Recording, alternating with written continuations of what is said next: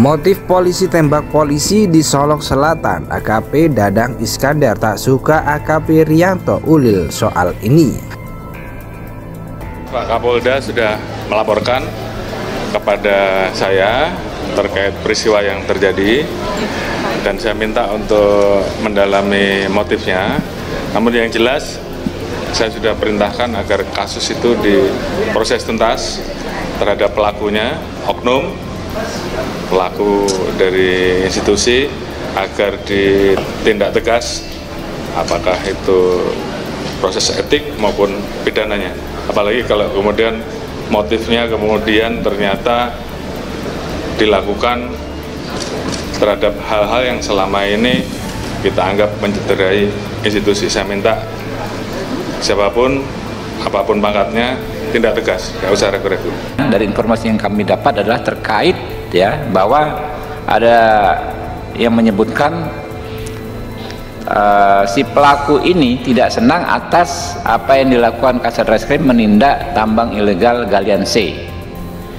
Nah, jadi dipertanyakan apakah pelaku ini membackingi tambang ilegal sehingga ketika tambang ilegal tersebut ditindak orang ini marah ya.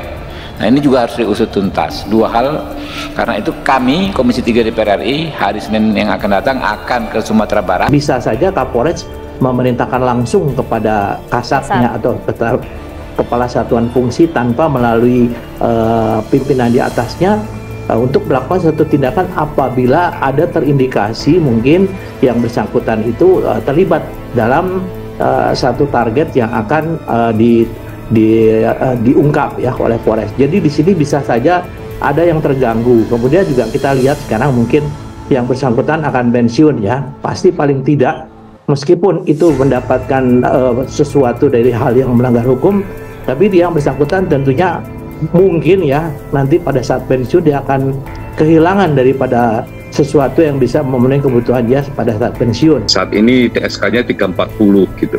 Ya. Artinya memang ada perencanaan dan saya kira perencanaannya tidak hanya berhenti soal persiapan pembunuhan, tapi konteks pengetahuan soal adanya penegakan hukum yang dilakukan oleh Kasat Reskrim kepada pelaku penambang ilegal. Sehingga ya ini harus dibongkar ya luas gitu ya. Karena ini problem yang sangat serius dalam konteks penegakan hukum kita. Jangan sampai orang-orang merasa di atas angin terhadap penegakan hukum yang dilakukan oleh rekan-rekan kepolisian. Kalau di kepala itu sudah bukan penembakan yang tidak disengaja ya. Mungkin kalau di badan masih tidak untuk membunuh ya, tapi kalau di kepala sudah pasti itu maksudnya adalah untuk membunuh yang bersangkutan.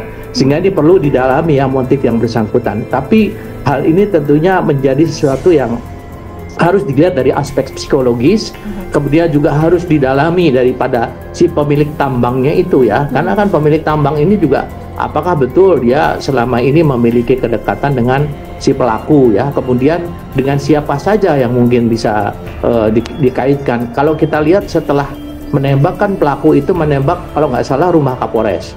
Mungkin dia kesal ya, kenapa tidak memerintahkan dia langsung kepada Kasat Serse. Nah, kemudian dia juga telah menelpon, saya dengar seorang perwira menengah di Polda mengatakan dia akan menyerah ya.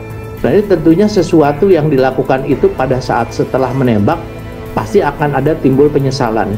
Tapi apa yang disampaikan Pak Kapolri bahwa ini harus diusut tuntas, apalagi diawasi oleh Kompolnas, saya yakin kasus ini nanti akan bisa disampaikan ke masyarakat, tidak ada lagi sesuatu yang disembunyikan.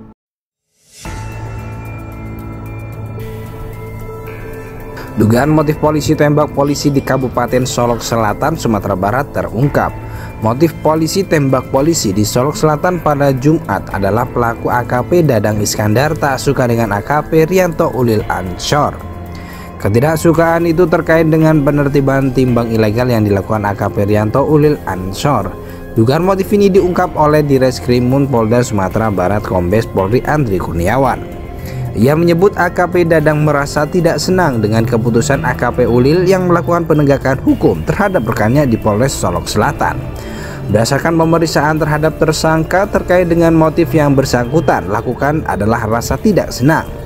di mana rekan pelaku ini dilakukan penegakan hukum oleh korban di Polres Solok Selatan, sehingga ketika yang bersangkutan mencoba meminta tolong kemudian tidak ada respon. Selanjutnya yang bersangkutan melakukan penembakan, kata Andri seperti dikutip dalam Breaking News Kompas TV. Andri pun menjawab dugaan rekan AKP Dadang itu merupakan pengusaha tambang ilegal. Dirinya mengaku belum bisa memastikannya karena penyidik masih melakukan pendalaman. Ya, ini akan kita dalami kembali. Itu sementara keterangan dari tersangka yang kita dapatkan. Tentu kami penyidik akan terus mendalami, ujarnya. Sebelumnya Kapolri Jenderal Polisi Listio Sigit Prabowo memerintahkan peristiwa polisi menembak polisi di Solok Selatan, Sumatera Barat diusut tuntas. Kapolri menegaskan pihaknya telah memerintahkan pengusutan kasus ini secara menyeluruh, baik dari aspek etik maupun pidana.